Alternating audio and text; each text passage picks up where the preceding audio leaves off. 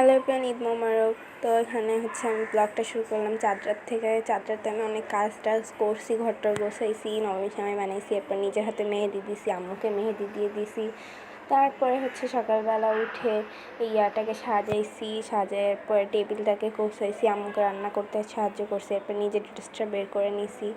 এরপর আমি মাত্র এই কয়েকটা টাকা সালমি পাইছি। বান্ধবী আবার আগে থেকে বলে রাখছিল ওদের বাসায় যেতে, এরপর ওদের বাসায় গেছিলাম। ওখান থেকে বাসায় আমি খাইছি, তারপরে আইসক্রিম খাইলাম, এরপরে একটু তরমুজ খাইছি। তারপর আমি ঘুমায় পড়ছিলাম। ঘুমের থেকে উঠে আমি দুপুরে খাবারটা খাইলাম।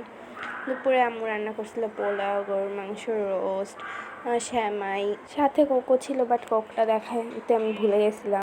আর আমাদের বারান্দায় ঈদের দিন গোলাপ ফুলটা ফুটছে, তো ওইটাকে দেখাইতেছিলাম। এরপরে বিকালের দিকে একটু বান্ধবীরা মিলে ক্যাফেতে গেছিলাম। তো ক্যাফের চারপাশের পরিবেশটা অনেক সুন্দর। ক্যাফেটা একেবারে পুকুরের মাঝখানের জন্য অনেক সুন্দর। ক্যাফেটার ভিতর দিয়ে অনেক সুন্দর, দোতলাও ছিল, বাট আমরা দোতলাটায় যাইতে পারি না, ওখানে অনেক মানুষ ছিল। এরপরে আমরা চাপ, নান, রুটি আর কোক টোক অর্ডার দিয়েছিলাম, ওগুলোই দিয়ে গেছিলো।